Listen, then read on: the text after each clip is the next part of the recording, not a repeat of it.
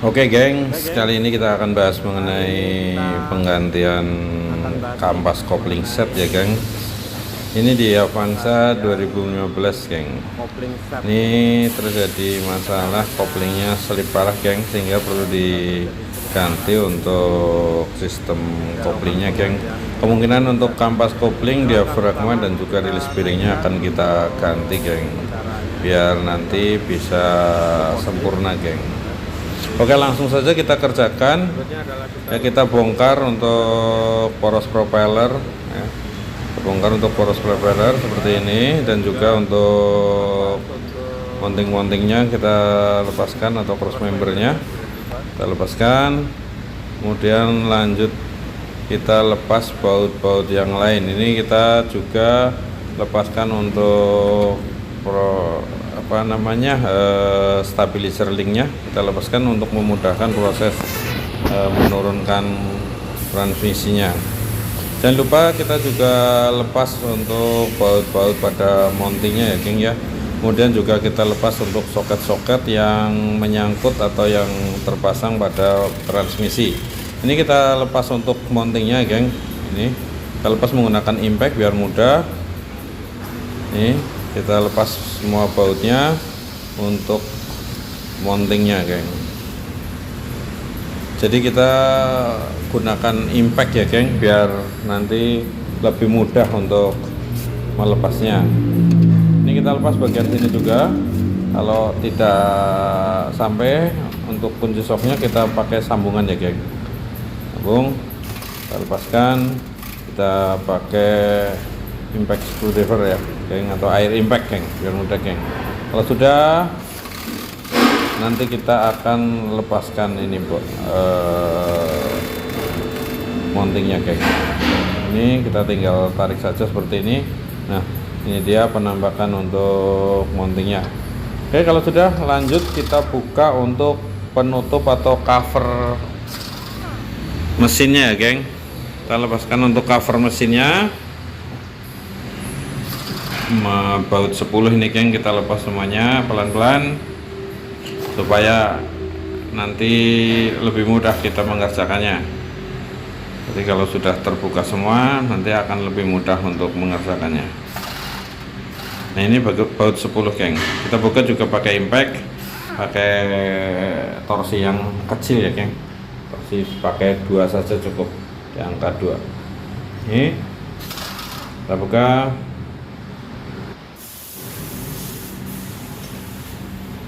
Ya, lanjut kita buka juga untuk talinya ya geng, tali untuk koplingnya. Kemudian kita buka untuk baut-baut yang pengikat ke mesin ya geng, untuk clutch housingnya.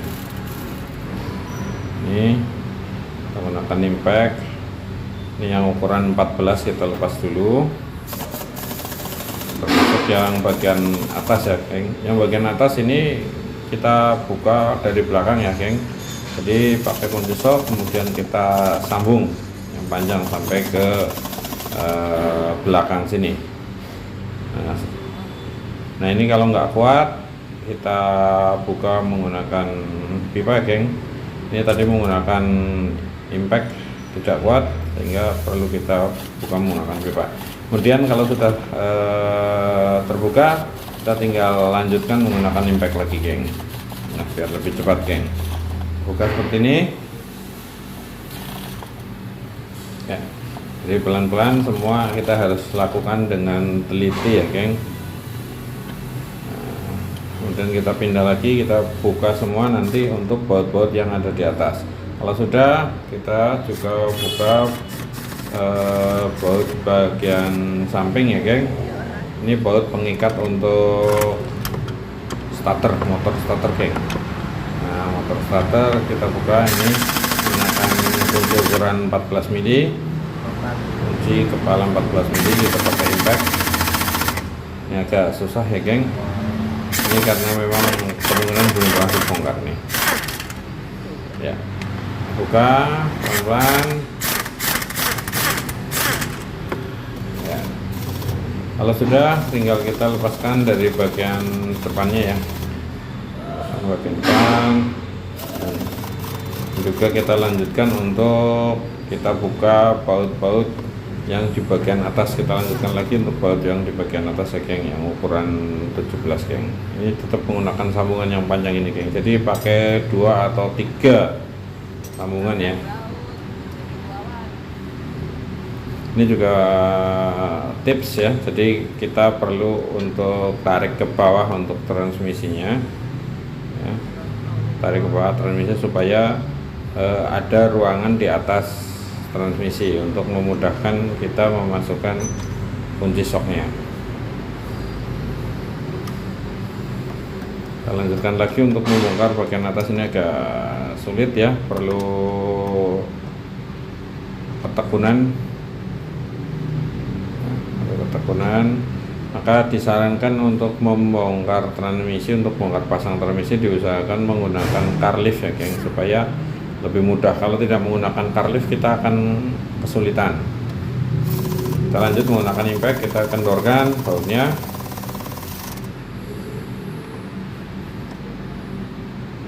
Nah, ini karena bautnya masih keras ya, masih keras ini karena kemungkinan belum pernah dibuka. Jadi kita harus hati-hati dan kita pelan-pelan kita bongkar. Nah, seperti ini. Lanjut di bagian samping juga kita buka ya geng ya. Buka seperti ini ya.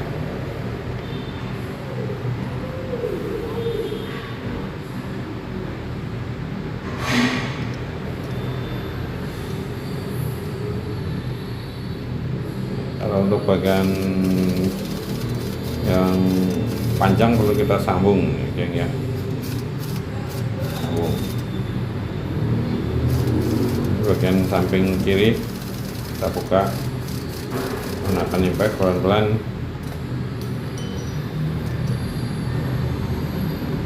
Kalau sudah dibuka semua bautnya, kemudian kita tarik ya, kita tarik untuk transmisinya sambil kita goyang-goyangkan ya. Dan sekali lagi pastikan semua baut sudah terlepas ya geng, semua baut sudah terlepas. Kalau sudah nanti kita tarik.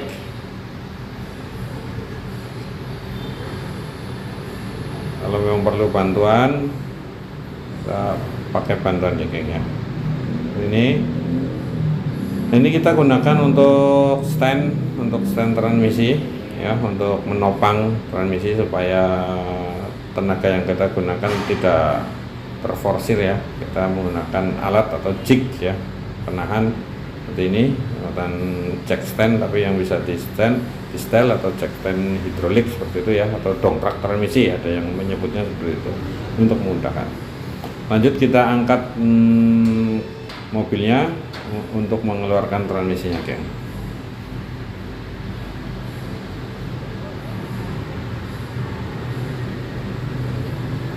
Pelan. Nah, ini lumayan berat ya geng. Nah, ini penampakan setelah transmisi dilepas. Ini untuk mataharinya atau diafragmanya seperti itu, atau plat housing ya. Nah, ini penampakannya untuk kampas koplingnya seperti ini.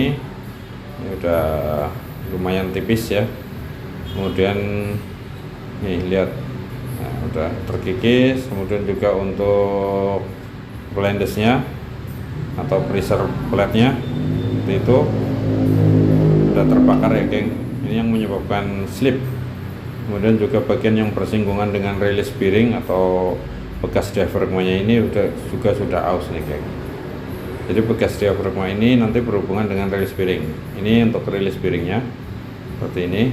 Nah, ini karena berkali-kali ditekan, berkali-kali bergesekan, maka akan aus juga untuk bekas diafragmanya geng. Nah, ini seperti ini udah habis. Kemudian untuk flywheelnya juga sudah lumayan aus ya geng, tapi tidak akan kita ganti. Nah, ini karena apa aus? Karena bergesekan dengan si kampas kopling.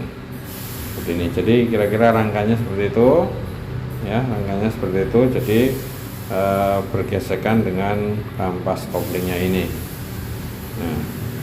Nah seperti ini geng. Jadi ini permukaan ini akan bergesekan.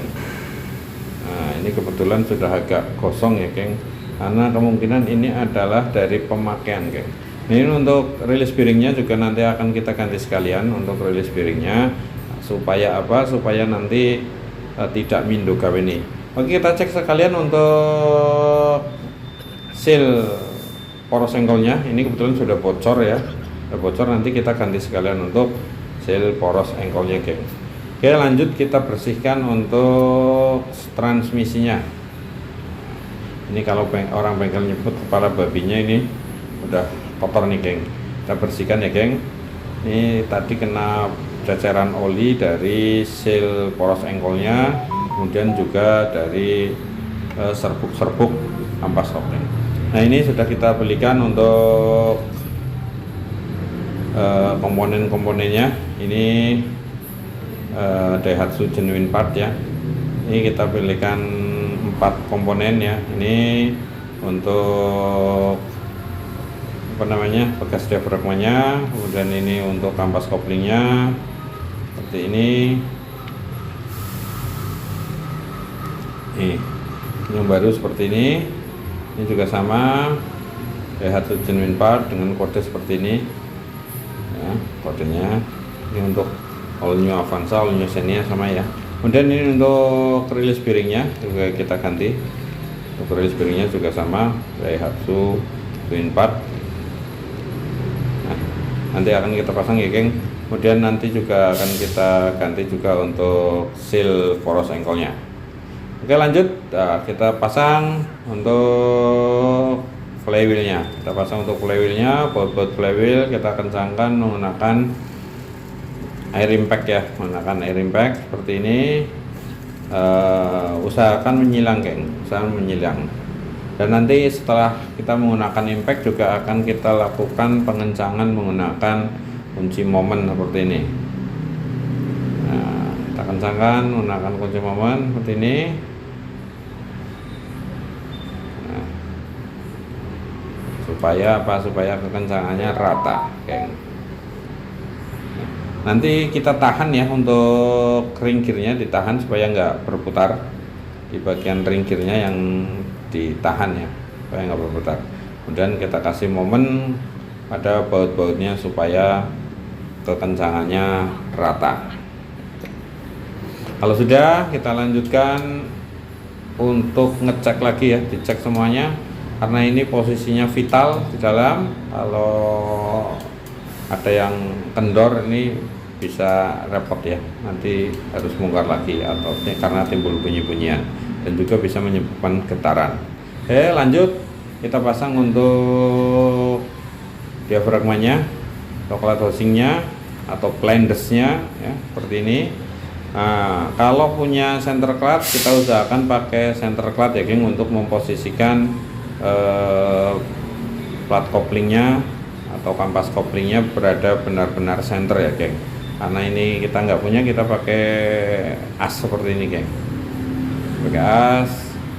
Jangan kita kencangkan dulu, karena nanti kita ambil senternya ya geng, diambil center, diambil lurus supaya nanti apa? Supaya nanti transmisinya mudah dipasang. Kalau sampai tidak lurus, kalau sampai tidak center, nanti transmisinya tidak bisa masuk geng. Nah, kita pastikan untuk posisi kampas koplingnya posisi benar-benar center ya geng. Nah, maka kita kencangkannya juga pelan-pelan, bertahap. Kita cek kembali supaya center geng. Kalau sudah center baru kita kencangkan. Oke, ini untuk penampakan rilis bearingnya sudah saya pasang. Jangan lupa dikasih grease ya, dikasih pelumasan ya. Kalau sudah, langsung saja kita pasang untuk transmisinya. Nah, kita pasang, hati-hati. Nah, ini perlu, kalau memang perlu bantuan, kita minta bantuan temen ya geng, supaya mudah. Ini kadang sulit geng. Nah, kita paskan dulu. sampai benar-benar masuk ya, sampai benar-benar masuk. Nah, ini sudah masuk ya, ini sudah masuk, tinggal nanti kita pastikan kembali benar-benar sudah sesuai, benar-benar sudah fit ya geng, benar sudah fit. Kalau sudah, nanti kita pasang baut pengikatnya, pasang baut pengikat satu persatu pada kepala babinya ini ya geng. Nah, ini pasang.